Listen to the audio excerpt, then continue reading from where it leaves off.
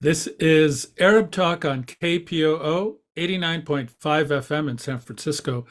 This is Arab Talk with Jess and Jamal. I'm Jess Khandam. And I'm Jamal Dejani. Jamal, we have a really great show today, but before we get into the substance of the show, I just want to reassure our viewers and listeners that you and I do exist. Just within the last 24 hours, discredited and known kind of terrorist Smotrich, Israeli member of the Knesset, said, and this is in a speech in France, Palestinians do not exist. Palestine is a fiction. And basically, this is the same person that called for the village of Hawara in Palestine to be wiped off the face of the earth. And he's also the person that was granted a visa to the United States despite these things. So I just want to assure everybody, you and I are actually here.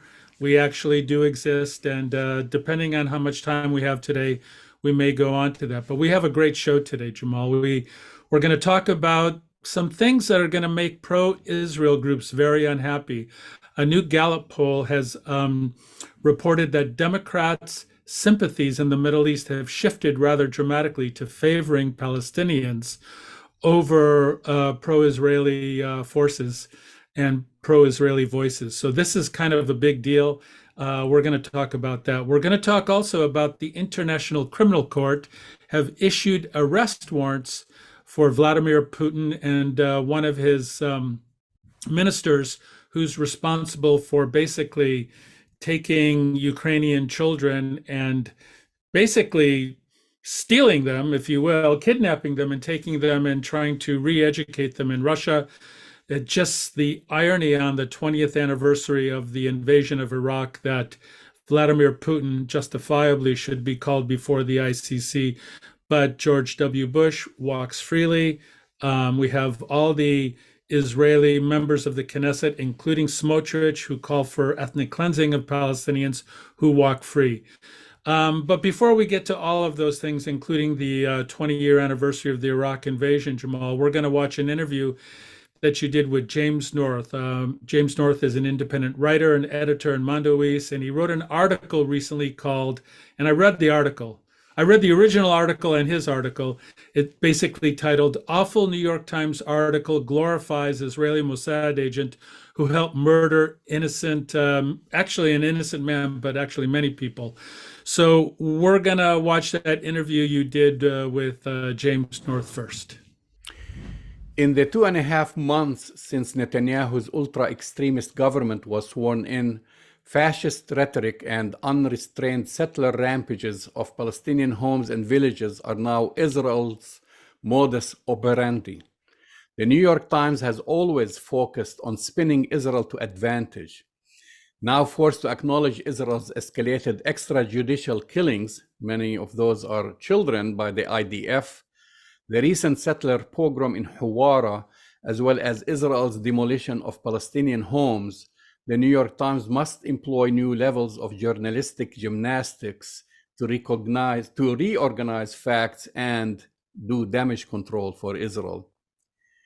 In his recent article in Mondoweiss, awful New York Times article glorifies an Israeli Mossad agent who helped murder an innocent man. Why? James North talks about the New York Times' current shameful tactics to deliver a feel-good article on Israel at all costs, ethical journalism being the first. Joining us on Arab Talk this week is James North. He is an independent writer who has reported from Africa, Latin America, and Asia for over 4 decades. He is the author of Freedom Rising, a first-hand look at apartheid South Africa. He's also currently an editor at Mondoweiss. Welcome to Arab Talk, James. Thank you very much, Mr. Dajani, for your invitation. Delighted to be here. You regularly analyze the New York Times' coverage of Israel and Palestine. To get an overview of its strategy in reporting on the burgeoning Jewish extremism since December of last year, talk about your recent article about Ronen Bergman's profile of Mossad agent Sylvia Raphael, which you turned breathtaking in its in its immorality and dishonesty. Yes, let me just back up a little bit. Phil Weiss, who started Mondoweiss 15 or so years ago, he and I have been friends for 50 years. And so when he started this site, which was originally very small, he asked me to help. And I thought the best way I could help was to monitor the mainstream US press coverage of Israel-Palestine and look for areas where there was bias or dishonesty or whatever. And I have to tell you, in the 10 plus years I've been doing this, I've done dozens, maybe scores of articles or posts, I should say. And it just, the paper it doesn't seem to be getting any better. I mean, the Washington Post isn't quite as bad as the Times. I also look at, from time to time, National Public Radio, the cable stations, but, you know, the flagship of the US media is still the New York Times. And I'm just astonished at how biased much of their coverage is. And anyone who wants to see my previous work on this can just consult mondoweiss.net, where it's all listed. Okay, so last week I looked online to the paper and I was absolutely astonished. And keep in mind that I'm someone who has been following this closely. I was absolutely astonished by this article by Ronan Bergman. Now, as everyone knows, there's been a great deal of unrest, if that's the word, in, well, all over Israel, Palestine, but certainly in the West Bank. There's, there's the anti-Netanyahu movement among Jewish Israelis. Right. And, there's the threat or what I guess that's the word of a third intifada provoked by this extremist, frankly, fascist government that has taken power in Israel. Okay.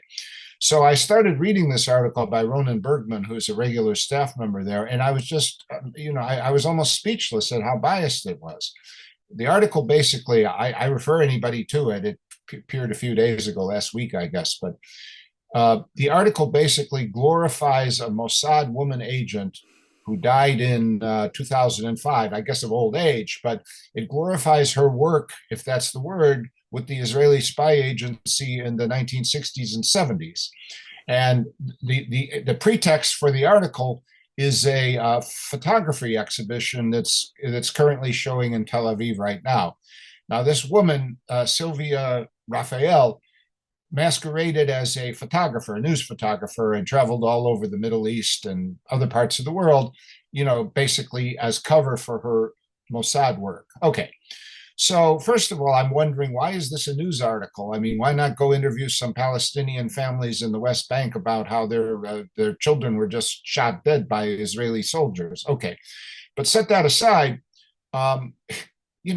you went into the article further, and there's this astonishing, many of you and many of your listeners may have heard of the Lillehammer episode, when what happened was in Norway, a Mossad murder team went to Norway in the 1970s and assassinated someone they thought was a leader of the Palestinian resistance, who turned out to be an innocent waiter from Morocco. They got the wrong man. They murdered him. They murdered him in front of his pregnant wife, as I remember. I didn't know that, but yes. At any rate, the way this, I'm just going to read briefly from the way from my post here. Let's see, where is it? The post basically says, Bergman had to include this fact as he's trying to do this worshipful piece. But the way he describes it, he says, Raphael's identity became known in the 1970s after she was arrested as a member of a Mossad team that had planned to kill another top Palestinian militant in Norway, but shot the wrong man. Well, let's start with that. Shot the wrong man. I mean, that leaves the impression that maybe he was wounded and survived. He wasn't shot. The way I put it is the Mossad team didn't just shoot the wrong man, they murdered him in what became known as the Lillehammer affair. That's the town in Norway where this took place. The victim was an innocent Morocco-born waiter named Ahmed Bouchiki, but Bergman in the article didn't even have the decency to tell us his name. He couldn't even mention his name. He was arrested in Norway. She was arrested in Norway along with others in the assassination team, convicted of murder, sentenced to 5.5 years in prison, and released after serving 15 months. Now, surely this is relevant information that New York Times readers would want to know. Okay. But instead of that, instead of those kind of details, let me just read a couple of quotes. Bergman goes to old-time Mossad people back from that era, Sylvia was someone special, said Moto Kefir, who was serving as the commander of Mossad's clandestine operations academy at the time. Another person, the curators of this photography exhibition, Sylvia's story fascinated me. She was a woman who went against conventions at a very young age, left her comfort zone, and agreed to sacrifice so much. I mean, agreed to sacrifice someone. They had just killed an innocent man. I mean, surely this should have been more relevant. I have to admit, I was nearly speechless when I saw this. And again, I'll remind you that I've been doing this. I've been covering this kind of thing for years. Well, here's the problem. I mean, you know these facts. I know these facts. Most people don't know these facts. I mean, here they are glorifying an assassin. In fact, Yes. I mean, that's what they are glorifying and not mentioning the name of her victims. It's over. Right. Am I correct in restating your theory as the New York Times journalists covering Israel and Palestine being increasingly pressed to report through a filter of appeasement to the pro-Israel leadership? Give them something they can feel good about, regardless of how the facts are tortured. Yes, that's actually a very good summary. See, most important to me in this post was to actually state what happened, to show how the Times covered it, and to give, Mondoweiss readers some indication of what really was going on here and how the story was covered up. That was my main job. Having said that, though, I started to wonder, how on earth could this have possibly happened? That, the New York Times is notorious for having levels of editors. One editor looks at it, and then there's someone above them and someone above them. So this must have been approved by a whole range of people. Okay, how did this make its way into the paper in this biased form? And the conclusion, the tentative conclusion, I should say, which is, as you summarized it, is basically that the news from Israel, the New York Times has millions of readers. Some of these readers are pro-Israel. Okay, many of them are changing. If you read the Times does allow on some of its opinion pieces, it does allow comment from readers, and Right. many readers, very encouraging. Many readers are starting to question not just the Times' coverage, but what's actually going on there. Netanyahu has been a disaster for Israel public relations, particularly this last government. Okay, but at the same time, there are still many people there who many Times readers who are pro-Israel, and they're disturbed by this news. They're disturbed by the news that Israel is becoming even more fascistic and less democratic, although many of us knew it was never fully democratic. And they're also disturbed at these pogroms that are taking place in occupied West Bank, Palestine. They're disturbed. I want to get to that later on, but with this in mind, I'd like to go back to the end of 2022. Your article entitled "With Shocking Bias, New York Times Treats Deadliest Year Since 2005 as a Palestinian Numbers Game." Yeah. Well, again, this is something the New York Times has to report on, but you made a stark comparison between how the Washington Post configured the article around facts, whereas the New York Times did not. How did it present the information? Well, yeah, exactly. I mean, the Times is, they do feel they have to present the information, but they disguise it in such a way so that it doesn't seem to be as negative. And what I do there is I use the Washington Post and other mainstream media. See, first of all, sometimes they're all wrong. They all get it badly. But where there's a case where the Post is better, which does happen sometimes, I basically made that comparison. National Public Radio, I should add, also is abysmal. Its coverage is terrible of Israel-Palestine. It really is. I mean, that's shocking because you would think it's a more high-level, sophisticated, but it's not. It's not good. So yeah, basically, there are various techniques that the Time uses. And again, I'm not going to say this is a conspiracy. I'm not going to say they're consciously doing this.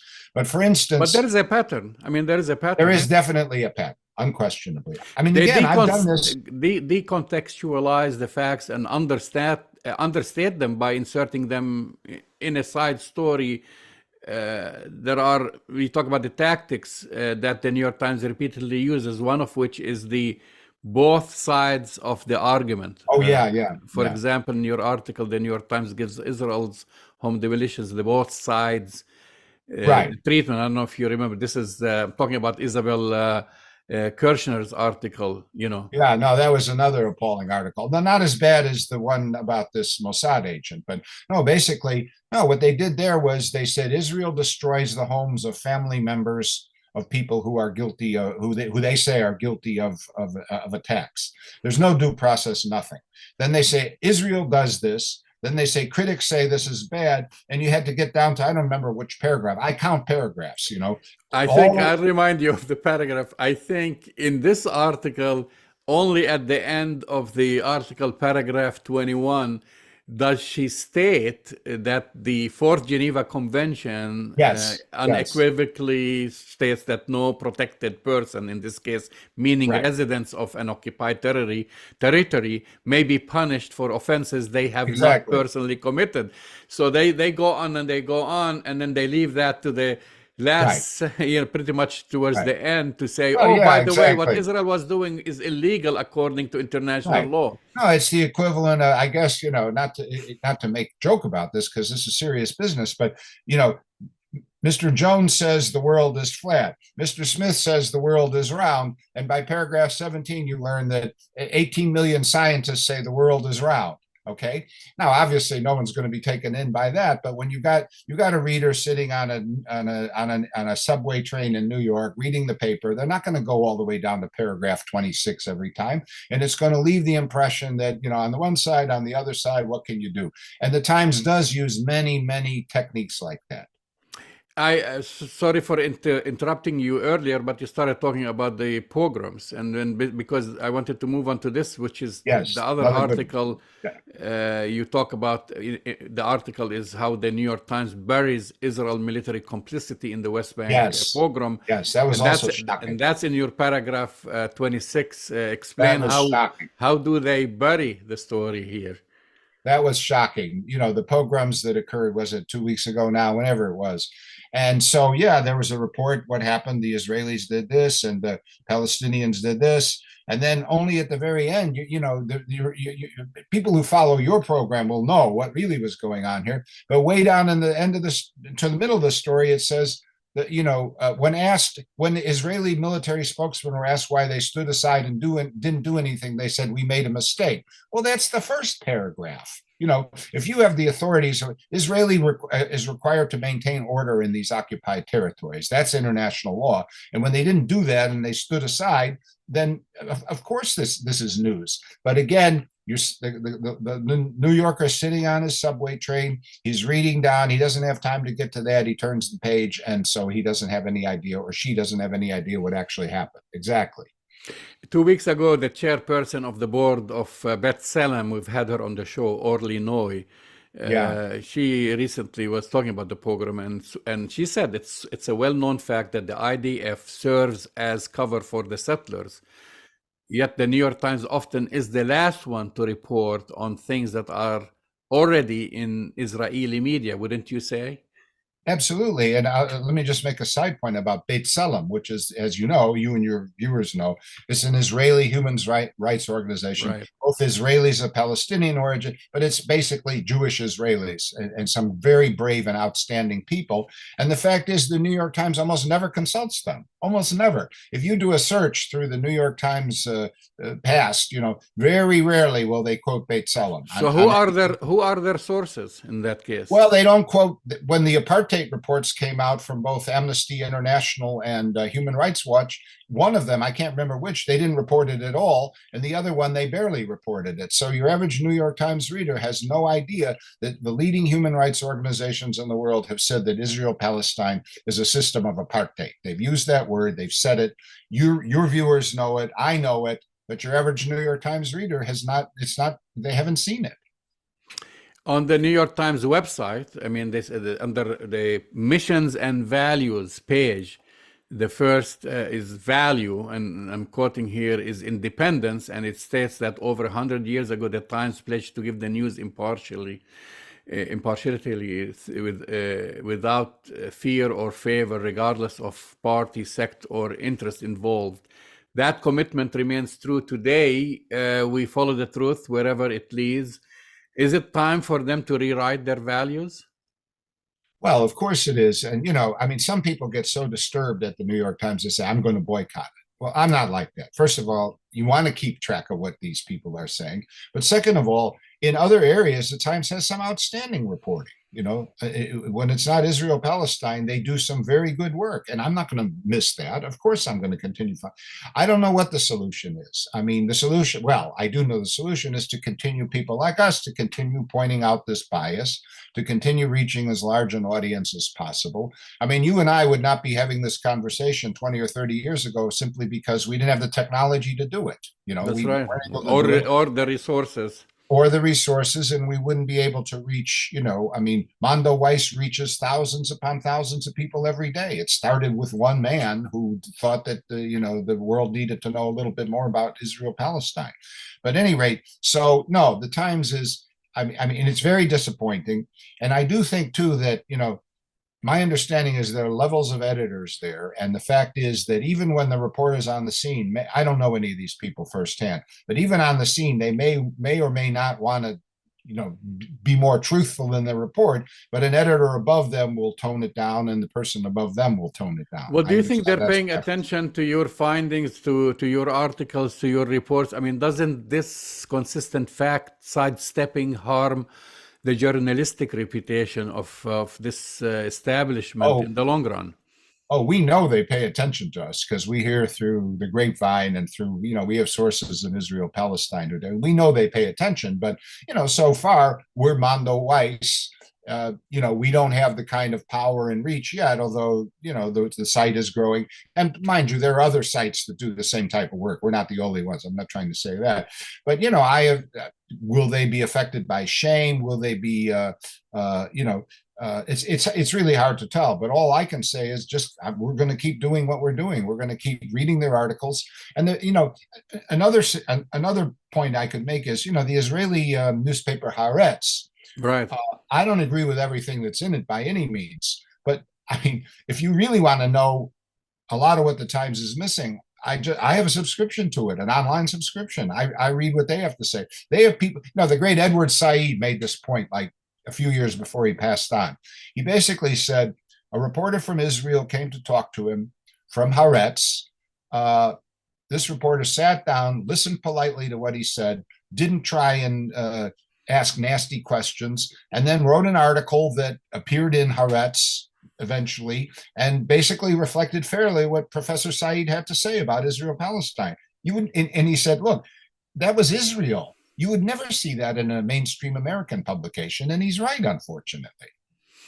What about also in the I guess in opinion pieces and editorials and commentary, you find in Haaretz freedom to criticize the current Israeli government, but there is a restriction in a way here until Ben-Gvir and his supporters came into power.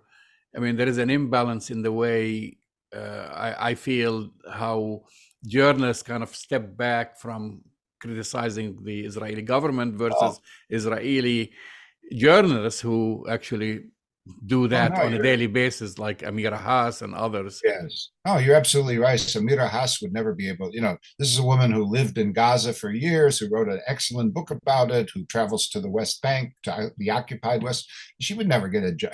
She would never be able to work for the New York Times. Or Gideon Levy. That's she's the daughter of Holocaust survivors. I mean, come on, she's an Israeli. I mean, no, she wouldn't. But again, you know about her. I know about her. I looked into it, and I, actually bought her book when I was in Jerusalem, in English, of course, because I don't read Hebrew or Arabic, unfortunately. But at any rate, but your average person in the United States, even people who follow foreign, they don't know who she is. They have no idea. And, again, that's why Mondoweiss programs like we're continuing. Having said that, I mean, I know I've sounded very pessimistic here, but having said that, the level of understanding in the last 20 years or so about Israel, Palestine in the United States, it started from a very low level, but it's continuing to improve. I see it all the time. And again, as I said a little earlier when I was talking to you, if you look at some of the articles, more the opinion pieces where they allow readers to chime in, I mean, there are readers who sound like they watch your program all the time. I mean, because they're up to date on what's really happening, they're critical and so on. And that you wouldn't have seen, 20 years ago. I mean, I'm old enough to remember the 6-Day War. I mean, I was a teenager at the time, but I'm old enough to remember how biased the coverage was there, and how in this country it was totally one-sided what was happening.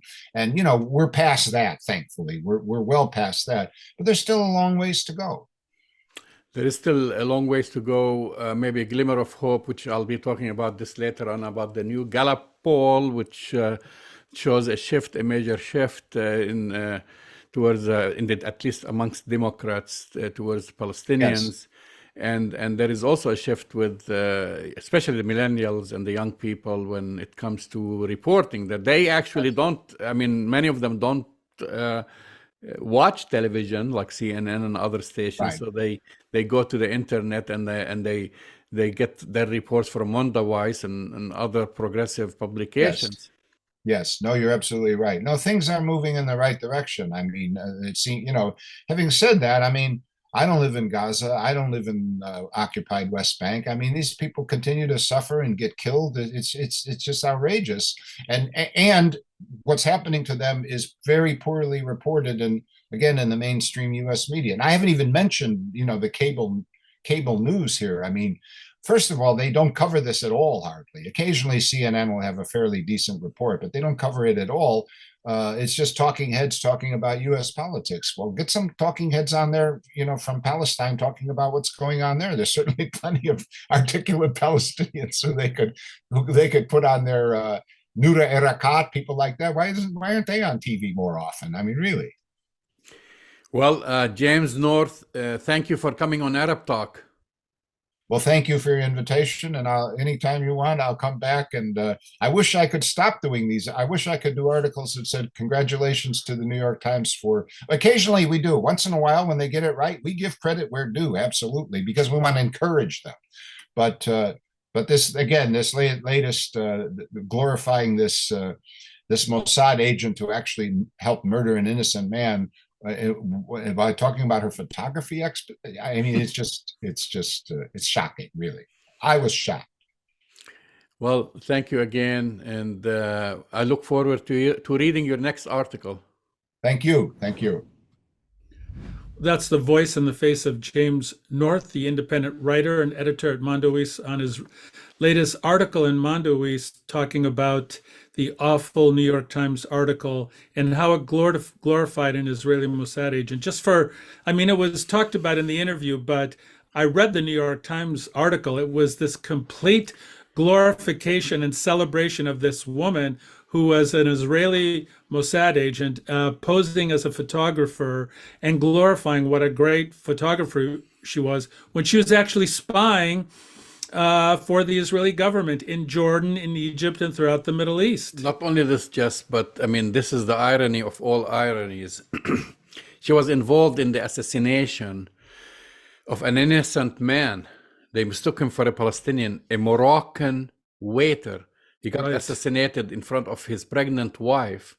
And so what the article talks about her photos. Who gives a damn about her photos when she served 5 years in jail until the Israeli government negotiated with the Norwegian government to get her out? She's a murderer, and all that they can talk about is, the photos she took while she was, on different assassination missions. It's crazy. It is, Jamal, and it's part of the whitewashing that we've spoken about, that the Israeli government, the apartheid regime, has been engaged with for a very long time. They've done greenwashing, they've done pinkwashing, and this is classic whitewashing, taking a convicted murderer, essentially, and Israeli Mossad agent, and trying to elevate and glorify some really heinous things that she did, and without any context, really, in the New York Times article about the kind of grotesque things that she did while she was a Mossad agent. Moving on to our 3 news stories. We have a lot more, but we can only handle 3 with this limited time. Just So after a decade or more in which Democrats have shown increasingly affinity towards Palestinians, so the numbers here, their sympathies in the Middle East now lie more with the Palestinians than the Israelis for the very first time. 49% of the polls came back in favor of Palestinians, and 38 versus 38 to Israel. That's remarkable, Jamal. So this is not only this is remarkable, but this is a shift of 11 percentage points from last year. So in 12 months, 11 points have shifted. Of course, no change with the Republicans. So I think Palestinians are not popular with the Republicans. I don't know why. I mean, we exist. I think that's an interesting question about Republicans, which we'll get to in a second. But in relation to the specific issue of Democrats, for example, Jamal, it's rather striking. And we're looking at Democrats in general, which are the majority of of Americans, which also includes both the these results include the progressive elements of the Democratic Party and the less progressive aspects of the Democratic Party. And it highlights something you and I spoke about last week when we spoke about Chuck Schumer kissing up and fawning all over Benjamin Netanyahu in his photo op with him last week. It just goes to show you the complete disconnection that politicians have with everyday Democrats who clearly have an idea of where justice is in relation to the question of Palestine. So the question is the Democratic leadership in line with this poll? No. Absolutely not. When they look at this poll, and this is a very credible poll, this is the Gallup poll. It's one of the best in this country, and they say, "Hey, how come Chuck Schumer takes a trip and brings with him a bunch of congressmen and congresswomen and senators to Israel to meet with Benjamin Netanyahu when everyone is shunning this apartheid state? And also, does it reflect on the votes that we have in Congress?" Well, I'll give you a good example of that, Jamal, which is kind of interesting to me. One of the most progressive people in Congress on the surface is Katie Porter. She's a congresswoman from Southern California. That's right. She's announced that she's going to be running for the Senate seat that Dianne Feinstein is going to be relinquishing coming up in 2024. Hands down considered among the most progressive people in the Democratic Party. What did she do 2 weeks ago? She took a junket trip to the apartheid state. She met with Benjamin Netanyahu. She said, I had a great meeting with Benjamin Netanyahu, and he had a lot of important things and good things to say. So your question as to whether or not the poll is having any impact on Democratic leadership, the answer is unequivocally not. There's no impact. So how do you bridge this gap when you have now the poll reflects one thing? Well, I think what we see in Congress, with the exception of the few, even though that this has been increasing, like the Squad and other progressive Democrats are not viewing Israel as they used to before. Well, I think two things, Jamal. One is that we have to remember, and you and I have said this multiple times, it's a marathon, not a sprint. And as part of the marathon, you have a general change in the grassroots of the Democratic Party. It's going to take time before that bubbles up into who runs for Congress and Senate and who gets elected. I think that it's just going to take time. But I expect, especially given what's happening in the apartheid regime right now, given what's happening with like comments from Smotrich and other members of the Knesset, given that you see the entire world community condemning the apartheid state and their aggressions right now, we're seeing some significant movement. Whether or not Chuck Schumer, Katie Porter, who's allegedly progressive, will it affect them? I don't see it happening right away. Certainly not in the next couple of election cycles. I mean, we're fighting to keep people like AOC and other progressive Democrats kind of viable and hoping that they get elected. And these are individuals like Ilhan Omar. Well, here's the caveat, because you mentioned fighting to keep these people getting elected and whatever. But what I see that's probably very, very interesting, that just AIPAC spends hundreds of millions of dollars on Hasbara, that's propaganda, Israeli propaganda in this country. And the Palestinians have zero budget. They don't even have a lobby. So when you have results like this, it makes you think maybe this is the time for Palestinian Americans to organize and tell their story, or tell their side of their story, since there is now finally a shift in public opinion.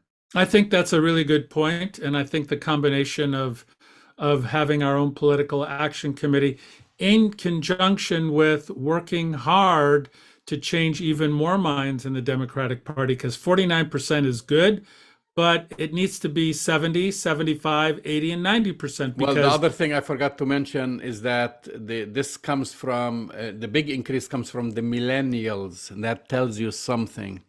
That's the generational shift that I'm talking about, yes. Because younger and younger people do get it. And this helps explain the Republican phenomenon, Jamal, because if you look at the average age of Republicans, Republican voters, it's, late 50s, early 60s and beyond. So the age of an average Republican is probably, 20 to 30 to 40 years older than the average age of Democrats. So you see a real generational split, which in part explains the Gallup poll results. Even though I'm encouraged, I see it as only a step, Jamal, in a longer generational struggle to really show that it's not in the U.S. interests to keep supporting a rogue, apartheid, oppressive regime like Israel.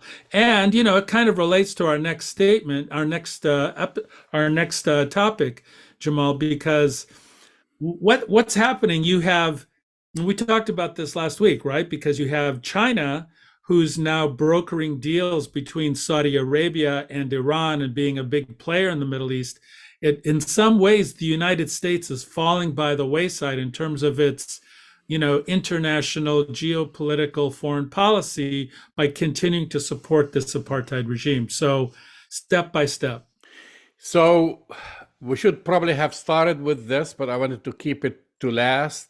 Today is the 20th year or 20th anniversary for the invasion of Iraq. And unbelievable. We'll talk, it's kind of mind-boggling that 20 years have passed by. Couple of days ago, or specifically on March 17, the ICC issued warrants of arrest for two individuals. I woke up and I saw the headlines and I was hoping to see the name of Benjamin Netanyahu and Ben Gvir and others, but it was, still justifiably so, is Vladimir Putin and Maria Lvova-Belova, which is, anyway, she's the minister, I think she's president of the Russian, Putin is the president of the Russian Federation, and she is, I guess, in the ministry in charge of children, something like that. She's the Ministry of Children, yeah. Yes, so they have now two arrest warrants for them. And the arrest warrants say that they are responsible for the war crime of unlawful deportation of population of children, specifically an unlawful transfer of population from occupied areas of Ukraine. Where else does this happen? The unlawful transfer of population. So Jamal, let me ask you a question. Why not just switch the wording around from Ukraine to Palestine and the unlawful transfer of people, unlawful transfer of children from an occupied area to another? It's what's been happening in Palestine since 1948. And yet, of course, we understand that Vladimir Putin and Lvova-Belova need to be held accountable, in front of the world ICC. But talks about the hypocrisy of the ICC, the political motivation of the ICC, and their lack of willingness to move on the issue of, what's happening. I mean, not only this, but I mean, how can you trust the ICC? I mean, in a way, I mean, this is good. They want to take action, but Right. then they bypass all these other a dozen areas. or so people who Right. committed horrendous crimes, like when you talk about transfer of population, which is a violation of the Fourth Geneva Convention. Israel consistently transfers settlers into occupied Palestinian territory, demolishes Palestinian homes, evicts them from their homes. Some of them are evicted from entire Palestine, sent to Jordan or Lebanon or elsewhere. And that is not a violation for someone to be held responsible. And then the other thing is, because we want to talk about the 20th anniversary of the war on Iraq and the ideologues, the neoconservatives who were in power in 2003, who decided to start an invasion of a country, basically on false pretexts of that Iraq has weapons of mass destruction, and before that trying to say that Saddam Hussein was somehow responsible for 9/11 and worked with bin Laden on 9/11. And his surrogates like Tony Blair in the UK and others, they get to walk free, no arrest warrant, no one is holding them responsible. Over five, and this is a low number, Jess, over 500,000 Iraqis have died because of this lie. When we saw the former Secretary of State, Colin Powell, going in front of the entire world at the United Nations Security Council, showing forged or fake photos of trains, train carts, and talking about yellow cake and how Saddam moves the nuclear material around. And then you have investigators who went there shortly thereafter and said, this is nonsense. I remember that vividly. Yes, and then they continued. They went on with the war that Iraq is still suffering from up till today. And name me one person who was served a warrant from the ICC because of this. Well, that's easy to answer, Jamal. The answer is zero. But then I think the real fundamental question is, we look on 20 years on from the invasion and destruction of Iraq. Let me ask a very kind of pointed question. Is Iraq and are Iraqis better off today in any appreciable way than they were 20 years ago? And then the follow-up question, given the geopolitical consequences of where we are in the world today, 20 years on, is the world in a better, more stable place after the invasion and destruction of Iraq? I mean, I know you and I have talked about this at length, but you have even American servicemen and women who've come out in the last week since the 20th anniversary of this devastation in Iraq and have said this was wrong. This was, illegal. There was no basis for it. And you have to look at what's happening in Iraq right now, Jamal. It's still in a chaotic situation. The sphere of influence. Who has the greatest influence in Iraq right now? It's not the United States. It's not Europe. It's not China. It's Iran. So if you ask the question, is Iraq and are Iraqis better off now, 20 years after? Is the world better off now because of the invasion in Iraq? I dare say no. No, and if you look at all the reasons, like I said, September 11, Iraq had nothing to do with September 11, weapons of mass destruction. And then I've read several of these books and writings about the hidden reason is to create a Pax Israelina, in the Middle East and make Iraq prosper and all these things. That Such a joke. Were supposed to happen in the Middle East, and we've seen what this one thing led to another: the destruction of Iraq, and then Syria, and the so-called Arab Spring, and none of the things that they laid out to the Middle East that's going to be one happy democratic area or region. And the opposite happened in fact. And last but not least, we should not ignore, which is very important, how many Americans lost their lives. Americans who were sent to Iraq, how many of them are still suffering from PSD, from mental issues and injuries and so forth? I mean, Well, who's responsible for that? Well, 5,000 servicemen and women died in Iraq alone. And some estimates say 40 to 50,000 were injured and continue to suffer from the ill effects, both psychiatric, mental health, and physical effects of that war. It's been devastating to the survivors on both sides. I mean, of course, 500,000 Iraqis. How many Iraqi children died? And then you look at the impact on the people who served. I mean, well, this is the most difficult question, Jamal. It's like, ultimately, who benefited? Who really benefited? Did anybody really? I mean, this was a Cheney, Bush, kind of Tony Blair concoction with the idea that, to redraw the political and economic maps of the Middle East. But did anybody really benefit from this? Weapon manufacturers. Yes.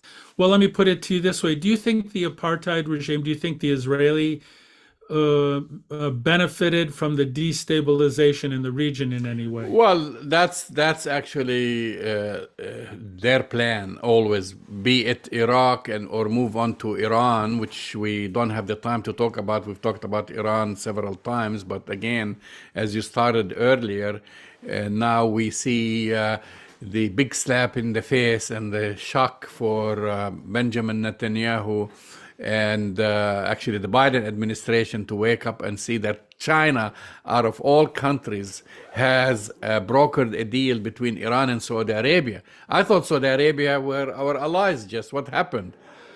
Well, what happened? What happened to MBS? Well, MBS, after $166 billion windfall, for Aramco, and is completely rehabilitated now, Jamal. He's a world leader, a kind of, considered and welcomed globally now, except, maybe the United States. But it was a slap in the face to Benjamin Netanyahu, slap in the face to Biden.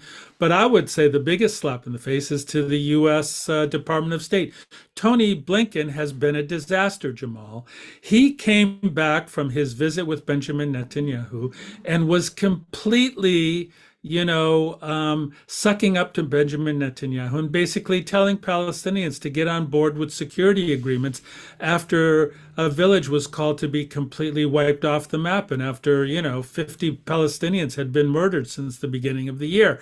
So I think this time right now, thinking about Iraq, thinking about what China's doing in Saudi Arabia and Iran, thinking about what China's doing today, Jamal, trying to broker a deal between Russia and Ukraine, which they very well may do, completely undermines any kind of U.S. authority, because we are going to support this oppressive apartheid regime at all costs, and it's costing dearly. Well, you've been listening to Arab Talk on KPOO San Francisco 89.5 FM. Go to our website, arabtalkradio.com, to download the latest shows, and we'll speak to you next week. We'll see you next week.